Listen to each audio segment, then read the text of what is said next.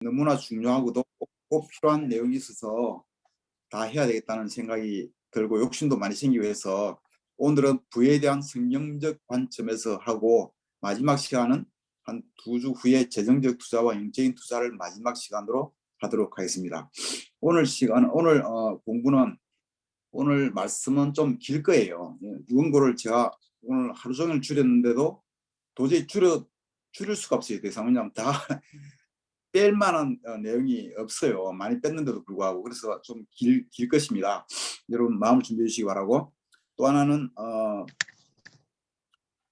이 내용은 전부 다 여러분이 아는 내용이에요. 특별한 뭐 새로운 그런 내용은 없어 보입니다. 그렇지만 다 아는 내용이지만 굉장히 중요한 내용이다 하는 것을 알 수가 있겠고요. 그래서 여러분이 잘 소화하면, 우리가 진짜 잘 소화하면 우리 영적 삶에 굉장히 큰 도움이 될 수 있는 그런 내용이라고 볼 수 있겠습니다. 다음 넘겨 주십시오. 재정적 자유에 대해서, 재정적 자유란 포인트로 보겠습니다. 이윤정 자매가 성경 말씀을 읽어주세요. 네. 요한복음 8장 31절에서 32절 말씀입니다. 예수께서 자기를 믿는 유대 사람들에게 말씀하셨다. 너희가 나의 말에 머물러 있으면 너희는 참으로 나의 제자들이다. 그리고 너희는 진리를 알게 될 것이며 진리가 너희를 자유롭게 할 것이다. 네, 감사합니다. 자유롭다. 그중에 재정적으로 자유롭다 하는 것은 보통 우리가 재정적으로 자유롭다는 말을 언제 쓰냐면 돈이 많이 있어서 원하는 것은 무엇든지 자유롭게 쓸 수 있는 정도의 재정 상태가 되는 것을 재정적으로 자유롭다는 얘기로 많이 사용합니다. 그러나 빚이 있는 사람은 빚 때문에 구속을 당하지만 또 많은 돈이 있는 사람은 그 많은 돈 때문에 구속당할 수도 있습니다. 이 세상적인 의미의 재정적 자유, 뭐든지 하고 싶은 대로 다 할 수 있는 그런 재정적 자유는 진정한 자유로 할 수 없으며, 진정한 자유는 우리 마음, 우리 내적으로부터 시작된다는 것이 포인트입니다. 돈이 많은 것은 좋은 일이지만 돈이 많다고 해서 우리의 내면의 진정한 자유를 가져다 주지는 않습니다. 우리를 얽매는 이 삶의 얽매는 그런 것으로부터 돈이 많다고 해서 자유로워지지는 않아요. 그래서 세상적 의미로 돈이 많으면 자유로워질 것이라는 생각으로 계속 재정적 자유를 추구하는 것은 우리를 탐욕으로 이끌고 또 타협의 삶으로 유혹할 수 있기 때문에 굉장히 조심해야 됩니다. 영적인 관점에서의 재정적 자유라고 하면은 돈이나 재산이 나와 하나님과의 관계를 방해하지 않게 할 수 있는 상태를 말한다고 합니다. 그렇게 되기 위해서는 돈 때문에 하나님으로부터 멀어지는 게 아니라 우리가 가진 돈을 하나님의 뜻대로 사용해야 하는 것을 의미하는 것입니다. 영적인 관점에서의 재정적 자유를 경험하기 위해서는 꼭 부자일 필요도 없습니다. 하나님 말씀대로 한다면 누구든지 언제든지 경험할 수 있는 게 바로 영적인 관점에서의 재정적 자유라고 하겠습니다. 다음 포인트 보겠습니다. 만몬을 이기는 법. 다음 포인트, 만몬을 이기는 법. 윤지연 자매가 읽어주세요. 네, 마태복음 6장 20절에서 21절입니다. 그러므로 너희를 위하여 보물을 하늘에 쌓아두어라. 거기에는 좀이 먹고 녹이 슬어서 망가지는 일이 없고 도둑들이 뚫고 들어와서 훔쳐가지도 못한다. 너의 보물이 있는 곳에 너의 마음도 있을 것이다. 예, 감사합니다. 여기서 예수님은 투자에 대한 놀라운 비밀을 말씀하고 계십니다. 가장 안전한 투자 방식은 하늘나라에 보물을 쌓아두는 것입니다. 또 실제로 가장 높은 수익률을 보장하는 방식입니다. 하늘나라의 보물을 쌓는 방법으로는 이웃에게 베풀고 남을 섬기는 일, 또 기도하거나 금식 등 믿음으로 행하는 모든 일들을 의미합니다. 여러분은 현재 하늘나라 보물을 여러분 계좌에 얼마나 많이 쌓아 두셨다고 생각하십니까? 하늘나라에 대한 믿음이 없을 때 우리는 자연적으로 이 세상의 재물을 막 추구하면서 이 세상 재물에서 안정감과 편안함을 찾으려고 하기 마련입니다. 대신에 우리가 하늘나라의 보물을 찾는 것을 그 중요성을 알고 거기에 대한 믿음을 가진다면 거꾸로 이 세상의 재물을 쌓아서 편안함을 가지려고 하는 노력은 하지 않아도 될 것입니다. 그러면 부유함 자체가 문제일까? 그것은 아닙니다. 부유함 자체는 전혀 악한 것이 아니고요. 골로새서 3장에 따르면 진짜 악한 것은 뭐냐면 탐욕. 골로새서 3장에 보면은 탐욕은 우상숭배로 되어 있습니다. 우리가 부유함이 문제가 아니라 이 재물을 쫓고자 하는 탐욕이 문제인 것입니다. 하나님은 우리에게 우리 삶을 즐기라고 부유함을 허락하셨습니다. 이것은 우리 삶 속에서 바르게 이 불은 바르게 다루어져야 할 필요가 있는 부분입니다. 만몬이라는 단어를 알고 있을 것입니다. 만몬은 부와 탐욕의 악마를 뜻하는 라틴어의 영어 번역입니다. 우리는 이 만몬을 어떻게 다스릴 수 있을까? 이 부와 탐욕의 악마를 어떻게 다스릴 수 있을까? 매일매일 우리의 포커스를 하늘나라에 두는 것이 그 만몬을 다스리는 방법입니다. 만몬이 영향력을 끼칠 수 없는 것, 그것은 그 만몬이 영향력을 끼칠 수 없는 곳은 하늘나라밖에 없어요. 이 세상은 만몬이 지배를 하고 있습니다. 만몬을 그리고 한 번에 죽일 수 있는 방법은 없습니다. 한 번에 딱 결정하고 만몬을 이제 이겼다, 내 삶에 만몬은 없다, 이런 것은 없어요. 우리는 평생에 걸쳐 이 세상에 사는 동안은 이 세상을 지배하는 만몬과 싸워야 할 것입니다. 우리가 사는 이 세상은 온 마음으로 만몬을 끌어안고 사는 곳이 이 세상입니다. 부를 숭배하는 것이 최고조에 달하고 있습니다. 세상은 우리에게 더 많은 쇼핑을 하라 하고 더 많은 빚을 내고 더 좋은 집을 사고 더 좋은 자동차를 사고 소비를 조장하고 있습니다. 이러한 가운데 우리의 영적인 영성의 위기는 더욱 심해지고 있는 것입니다.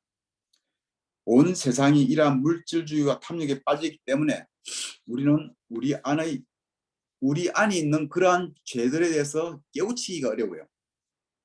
그래서 모두들 다 그러고 이 세상이 다 그러고 그러지 않으면 어떻게 살아 하면서 우리가 가진 물질주의와 탐욕은 당연하다고 생각하고 우리가 그것을 깨우치지를 못하기 때문에 더욱 이 싸움이 힘들다는 것입니다. 불을 대하는 영적인 방법은 그것으로 하나님을 경배하며 다른 사람에게 베푸는 것입니다. 베푸는 일은 마치 근육 운동과 같이 지속적으로 훈련해야 하는 것입니다. 건강한 식생활이나 운동 습관처럼 어느 날 하루아침에 뚝딱 되는 게 아니라 평생의 습관으로 되어갈 때 우리는 그것을 핸들할 수 있고 이길 수가 있습니다. 그리고 하나님을 경배하며 베푸는 것이 우리 생활 습관으로, 삶의 습관으로 자리 잡을 수가 있습니다. 반복적인 결정을 통해서 우리의 성품이 베푸는 사람으로 될 수가 있을 것입니다. 한 가지 기억할 것은 하나님은 우리가 얼마나 많이 베푸느냐가 문제가 아니라 금액을 보시는 것이 아니라 우리의 마음을 보시기 때문에 큰 금액이든 작은 금액이든 그게 중요한 게 아니라 우리 마음이 중요한 것입니다. 다음 포인트는 불을 어떻게 관리할 것인가입니다. 불을 어떻게 관리할 것인가. 신명기 8장 17절에서 18절까지를 김자영 자매가 읽어주세요. 네, 신명기 8장 17절부터 18절입니다. 당신들이 마음속으로 이 재물은 내 능력과 내 손의 힘으로 모은 것이라고 생각할 것 같아서 걱정이 됩니다. 그러나 주 당신들의 하나님이 당신들의 조상에게 맹세하신 그 언약을 이루시려고 오늘 이렇게 재산을 모으도록 당신들에게 힘을 주셨음을 당신들은 기억해야 합니다. 예, 감사합니다. 가나안 땅에 이스라엘 백성이 들어가서 등 따뜻하고 배부를 때 하나님을 잊을까 조심하라고 모세가 전한 말씀입니다. 우리는 우리 재산을 우리 것이라고 생각하기 쉽습니다. 왜냐하면 능력을 다해 열심히 일해서 모은 것이기 때문입니다. 그러나 우리의 재능과 일할 수 있는 능력 또한 내 것이 아니라 하나님으로부터 온 것임을 알아야 합니다. 우리가 열심히 일한 것은 잘한 것이지만 그래도 재물은 하나님으로부터 온 것임을 명심해야 합니다. 우리가 행한 일에 대해서는 하나님이 보상을 주실 것입니다. 그렇지만 재물은 하나님의 것이라는 이 대원칙, 기본적인 것을 명심해야 우리가 성경적인 관점으로 부를 볼 수가 있는 것입니다. 시편 24편 1절에 보면은 땅과 그 안에 가득 찬 것이 모두 다 주님의 것이고 온 누리와 그 안에 살고 있는 모든 것도 주님의 것이라고 되어 있습니다. 우리가 가진 부는 하나님의 것인데 단지 우리에게 그냥 지금 맡겨져 있는 것이라는 것입니다. 그러면 우리는 이 부를 어떻게 관리해야 할까 하는 문제가 우리에게 남습니다. 마태복음 25장 14절부터 15절까지를 이수진 자매가 읽어주세요.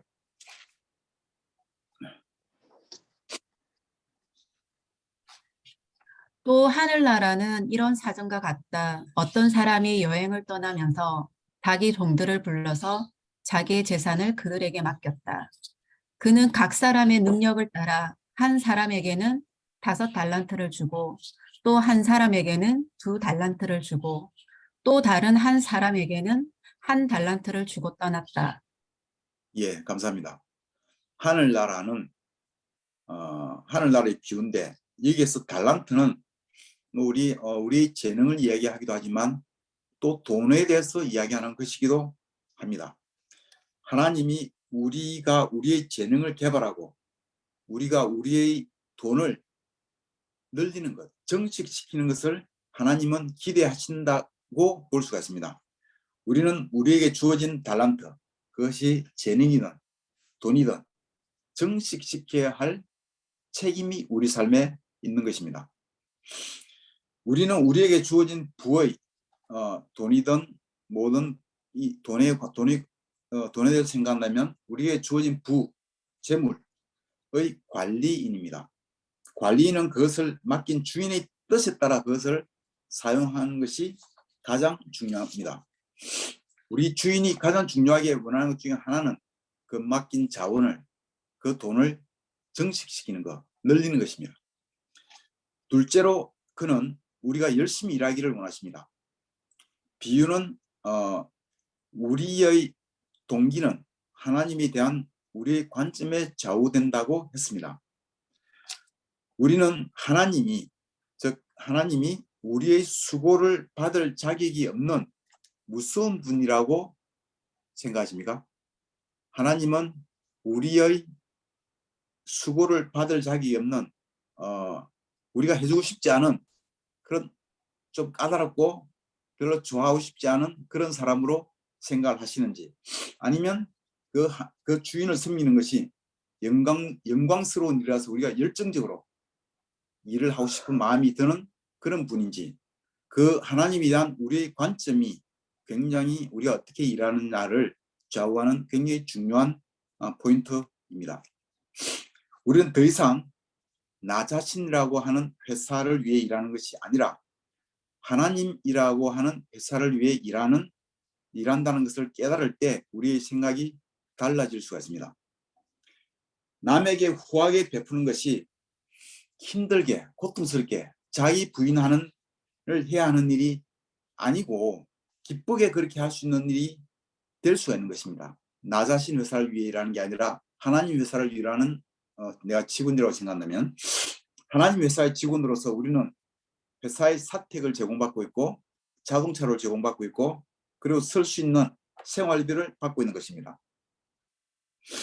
회사는 우리에게 휴가도 주고 또 퇴직금도 마련해 줄 것입니다. 그리고 하나님의 회사에는 남다른 기업 문화가 있습니다. 그것은 우리가 열심히 마음으로 한다면 결과가 아닌 마음에 대한 평가를 받는다는 것입니다.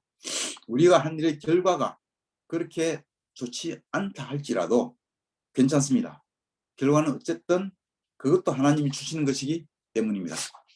우리는 하나님이 우리에게 주신 재물을 가지고 최선을 하나님이 원하시는 방법대로 최선을 다해서 쓰면 되는 것입니다. 다음 포인트 보겠습니다. 부의 속임수. 부의 속임수입니다. 가시덤불 속에 떨어진 씨의 비유에 따르면 복음을 죽이고 우리 삶을 열매 없는 삶으로 만들어 버리는 것이 세상 걱정과 재물의 유혹이라는 사실을 볼 수가 있습니다. 재물의 유혹이 우리 삶을 열매 없는 삶, 복음을 죽이는 삶으로 만들 수가 있다는 것입니다. 그 이유는 다음과 같이 볼 수 있는데, 첫 번째가 재물은 당신을 교만하게 만듭니다. 재물은 우리를 교만하게 만든다는 얘기입니다. 잠언 3장 14절을 제가 읽으면 참으로 지혜를 얻는 것이 은을 얻는 것보다 낫고 황금을 얻는 것보다 더 유익하다고 했습니다. 성경은 은이나 금보다도 지혜를 구하라고 합니다. 이 말씀을 따르는 사람은 직장이나 사업에서 남보다 앞서려고 하거나 남보다 돈을 더 많이 벌려고 하기보다는 그 일을 바르게 하는 것과 관계에 더 집중하게 될 것입니다. 우리의 재물이 얼마나 많이 있든지 간에 하나님과 사람 앞에서 겸손해질 것입니다. 돈을 더 많은데 포커스가 있는 게 아니라 올바른 일을 하는 것, 겸손한 것, 관계를 소중히 여기는 것에 더 많이 우리 마음이 가 있을 수 있기 때문에, 그러한 태도를 유지할 수가 있기 때문입니다. 사람들은 보통 성공하면 자신이 잘한 탓이고 실패하면 조상 탓이라고 이야기합니다. 실패하면 외부적인 다른 요인의 탓을 돌립니다. 이것이 교만입니다. 재물이 늘어나면 우리는 남들보다 자신이 더 지혜롭고 똑똑하기 때문에 이렇게 돈을 많이 벌었다라고 생각합니다. 그래서 교만해집니다. 배우려는 마음을 잊어버립니다. 자신이 남보다 더 낫다고 생각하기 때문에 조언을 구하지도 않고 더 이상 배우려고도 하지 않습니다. 그러면 그 다음부터는 재물뿐만 아니라 모든 삶 전반에 있어가지고 성경적이지 않게 되고 성장을 멈추게 되고 궁극적으로 모든 일에 나쁜 영향을 주게 될 것입니다. 두 번째는 재물은 당신이 안전하다는 헛상을 심어준다. 이것이 두 번째입니다. 말씀을 보시겠습니다. 다니엘서 4장 29절에서 32절을 광민아 저기 심성철 형제 들어와 있어요? 네, 읽겠습니다. 예, 심성철 형제 목소리 듣는것도 당분간 석 달간 못 듣겠네. 오늘 마지막 예배니까. 네, 좀 잘 읽어주세요. 네, 읽겠습니다. 다니엘 4장 29절에서 32절. 12달이 지난 뒤에 어느 날 왕이 바빌론 왕궁 옥상에서 거닐면서 혼자 중얼거렸다. 내가 세운 이 도성, 이 거대한 바빌론을 보아라. 나의 권세와 능력과 나의 영화와 위엄이 그대로 나타나 있지 않느냐. 이 말이 왕의 입에서 채 떨어지기도 전에 하늘로부터 내려오는 말소리가 들렸다. 느부갓네살 왕아, 너에게 선언한다. 왕권이 너에게서 떠났다. 너는 사람 사는 세상에서 쫓겨나서 들짐승과 함께 살면서 소처럼 풀을 뜯어먹을 것이다. 이와 같이 7대를 지낸 다음에야 너는 가장 높으신 분이 인간의 나라를 다스리신다는 것과 그의 뜻에 맞는 사람에게 나라를 주신다는 것을 알게 될 것이다. 예, 감사합니다. 얼른 생각하면 이 세상에서는 돈이 있으면 무엇이든지 다 할 수 있는 것처럼 보입니다. 그러나 재물이 우리 생명을 보호할 수는 없습니다. 재물은 우리를 더 편안하게 하고 풍요롭게 할 수는 있습니다만, 그러나 하나님이 우리를 부르실 때에는 이 재물은 힘을 못 씁니다. 재물이 있건 없건 우리는 우리 삶을 좌지우지할 수 있는 진정한 능력이 있는 분이 누구인지를 알아야 하고, 그분 하나님을 경배하는 것이 가장 기본적이고 가장 중요한 일이라는 것입니다. 느부갓네살 왕의 이 스토리는 이러한 사실을 잘 얘기하고 있습니다. 그가 왕궁 옥상에서 굉장히 교만한 마음을 드러냈을 때 완전히 삶이 뒤바뀝니다. 많은 것을 경험하게 되었습니다. 모든 것을 뺏기고 들에서 소처럼 풀을 뜯어먹으며 7년을 살았습니다. 그리고 나중에 깊이 깨닫고 자신이 잘난 것이 아니고 진짜 능력이 있으신 분은 하나님이시구나. 이 세상을 지배하시는 분은 하나님이심을 깊이 깨닫고 인정하였을 때, 그래서 하나님께 영광을 돌렸을 때 그는 다시 제자리로 돌아올 수 있습니다. 우리가 진짜 알아야 할 것은 하나님의 주권이고 하나님께 의지하는 것을 알아야 하는 것입니다. 예수님은 누가복음 12장에서 자기를 위해서는 재물을 쌓아두면서도 하나님께 대하여는 부유하지 못한 사람에게 말씀하셨습니다. 어리석은 사람아, 오늘 밤에 내 영혼을 내게서 도로 찾을 것이다. 그리하면 네가 장만한 것들이 누구의 것이 되겠느냐 고 하시면서 같은 맥락의 교훈을 가르치셨습니다. 세 번째, 재물은 행복을 가져다 줄 것 같지만 전혀 그렇지 않다. 디모데전서 6장 6절에서 9절까지를 우리 최혜영 누님 읽어 주실 수 있겠습니까?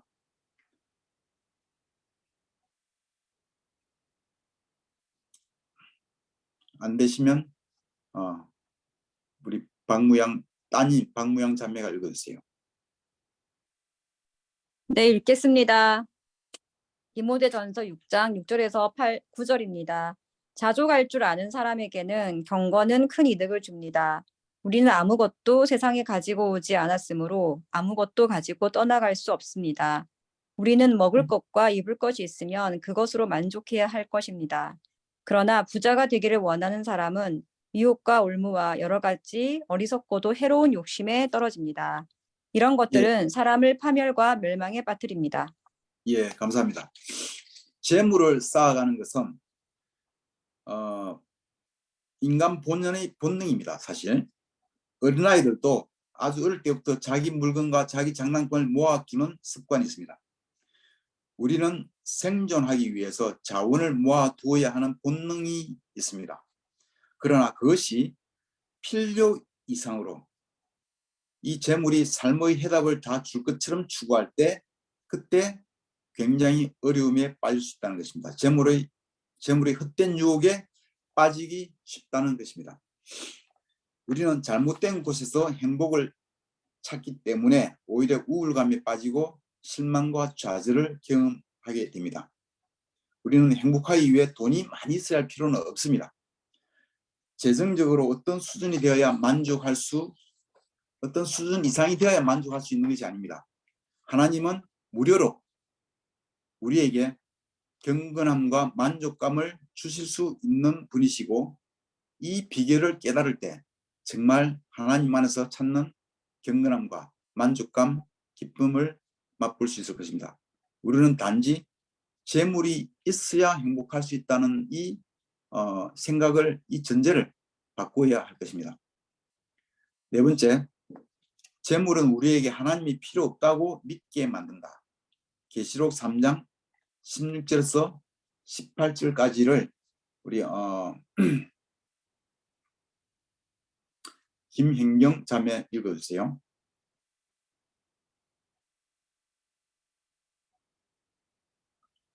죄송합니다. 운전 중이라 가지고. 예, 저기 최기철 형제가 읽어주세요. 네, 읽겠습니다. 계시록 3장 16절에서 17절입니다. 내가 이렇게 미지근하여 뜨겁지도 않고 차지도 않으니 나는 너를 내 입에서 뱉어버리겠다. 너는 풍족하여 부족한 것이 조금도 없다고 하지만 실상 너는 내가 비참하고 불쌍하고 가난하고 눈이 멀고 벌거벗은 것을 알지 못한다. 예, 감사합니다. 라오디게아 교회에 하신 말씀인데, 라오디게아는 부유한 도시로 은행업도 발달했고 이 굉장히 여러 가지 상품들로 유명한 도시였습니다. 예수님은 이 도시를 구체적인 예로 들면서 교회의 세상적인 면에 대한 강력한 경고를 하고 계시는 말씀이라고 볼 수 있겠습니다. 오늘날 우리 도시에 있는 크리스천들에게 예수님은 어떤 경고를 보내고 계실까요? 라오디게아 교회가 자신들은 아무것도 풍조에서 부족한 것이 아무것도 없다고 그렇게 느끼는 것은 우연이 아니라고 생각합니다. 우리는 어떠합니까? 우리는 하나님으로부터 무엇을 필요로 하고 있습니까? 많은 선진국들이 영적으로 죽어가는 것은 우연이 아닙니다. 지금 미국이나 유럽 선진국들에서 점차 기독교가 쇠퇴하고 있다고 합니다. 그들은 더 이상 하나님을 필요로 하지 않습니다. 왜냐하면 물질적으로 너무나 풍요롭기 때문에. 우리의 죄성은 우리의 재물에 대해 쉽게 자신에게 공을 돌리고 교만해진다는 것에 있습니다. 우리는 어떤 일이 잘 되게 해달라거나 사업을 위해서 기도한 후에 막상 사업이 잘 되고 돈이 잘 들어오기 시작하면은 곧 하나님을 잊어버립니다. 사실 우리 모두는 언제나 하나님이 필요한 존재들입니다.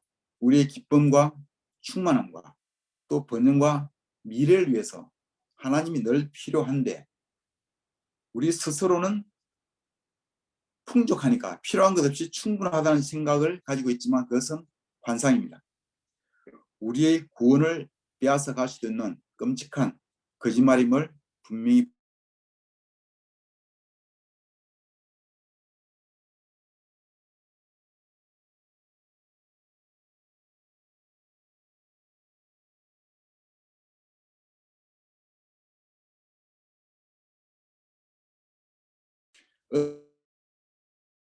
와 부와 왕권을 주신 하나님을 떠나 다른 신을 섬길 수 있을까?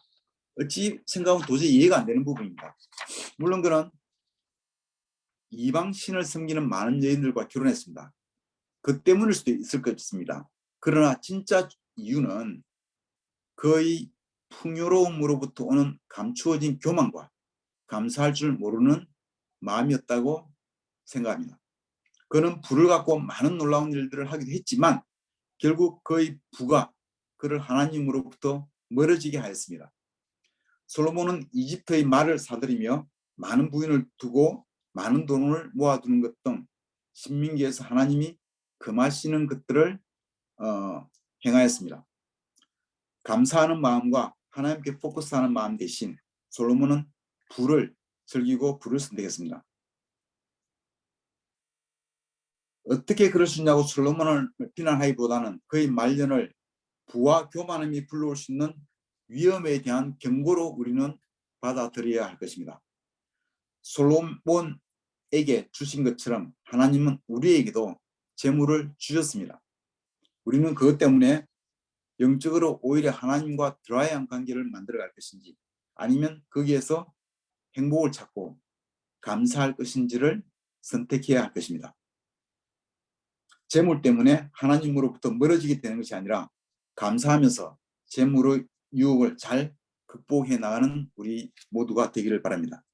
마지막 포인트, 다음 포인트는 부자와 의로움입니다. 부자와 의로움. 전도서 9장 11절입니다. 전도서 9장 11절을 안창주 형제가 읽어주세요. 예, 전도서 9장 11절입니다. 나는 세상에서 또 다른 것을 보았다.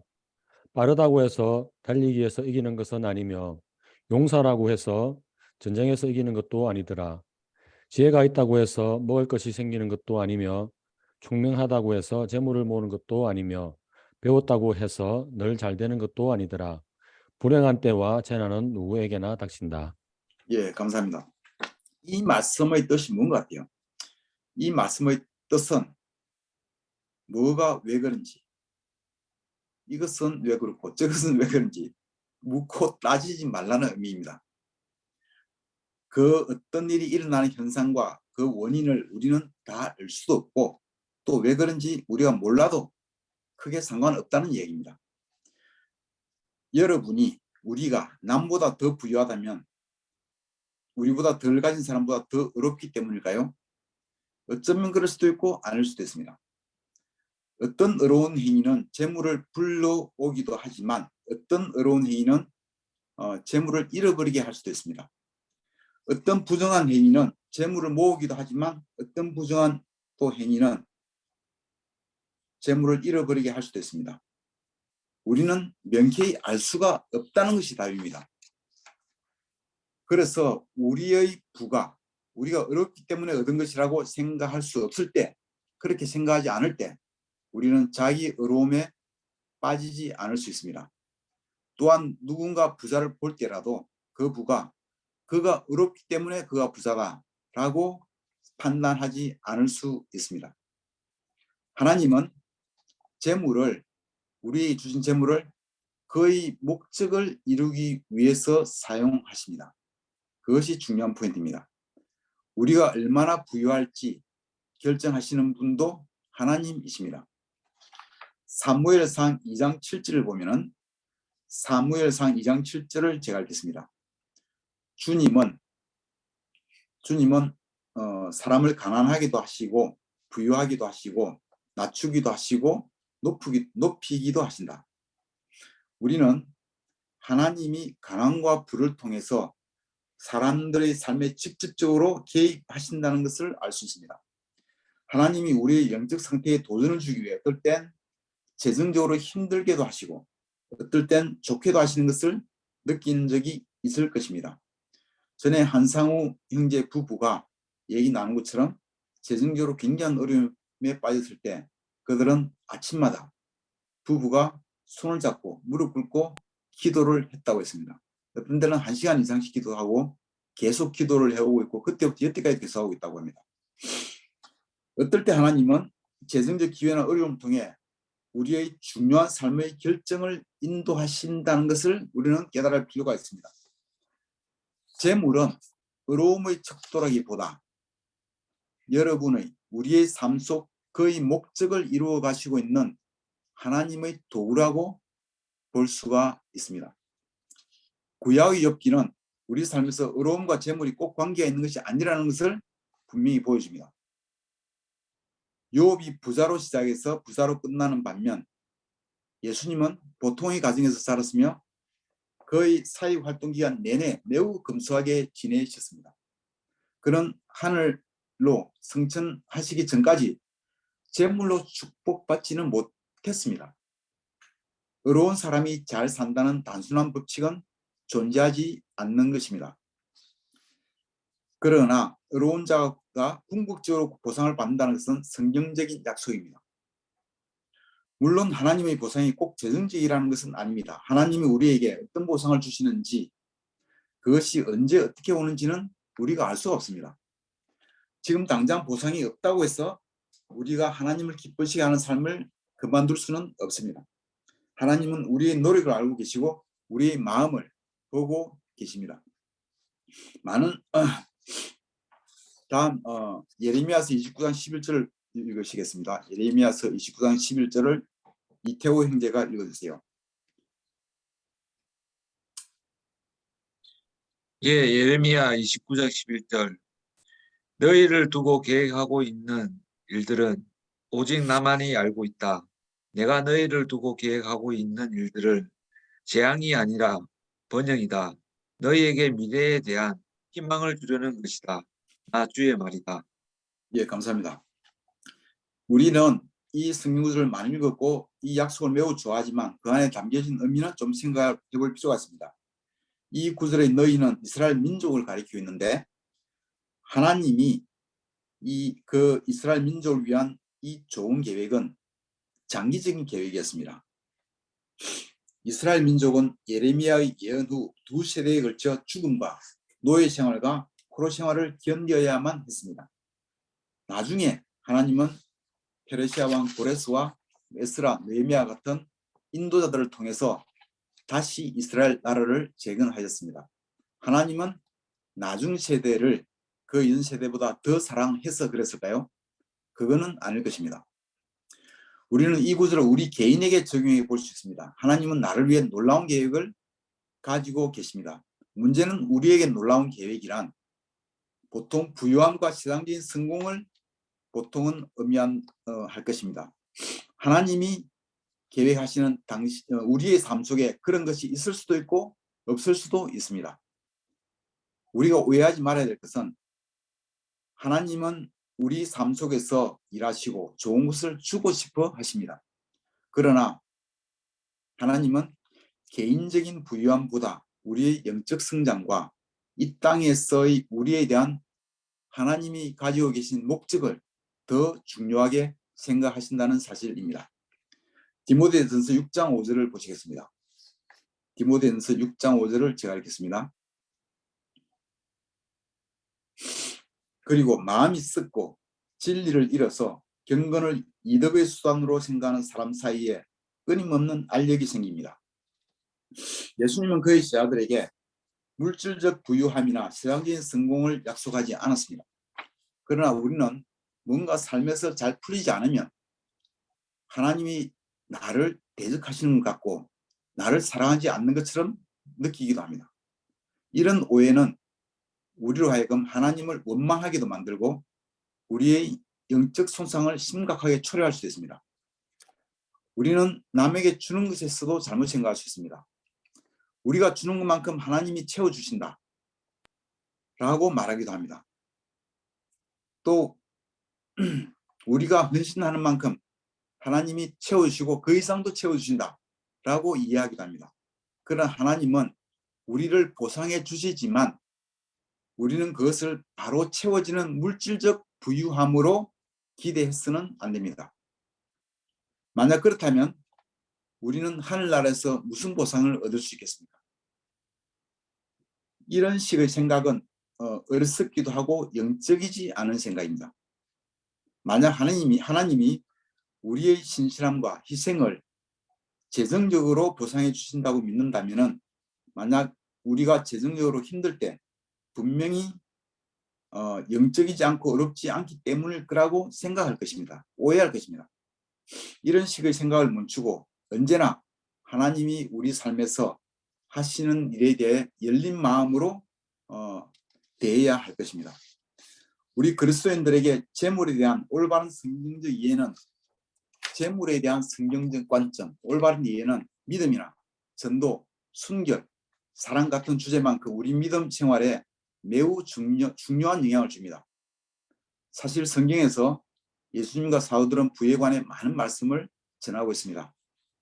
우리가 재물을 어떻게 다루는가는 우리 자신에 대해 많은 것을 이야기해 줍니다. 우리는 오늘 공부를 통해서 부에 대한 성경적 관점, 부에 대한 성경적 마인셋을 가짐으로써 영적으로 더욱 성장해 나갈 토대를 마련할 수 있기를 바라면서 말씀을 마치겠습니다. 감사합니다. 수고하셨습니다.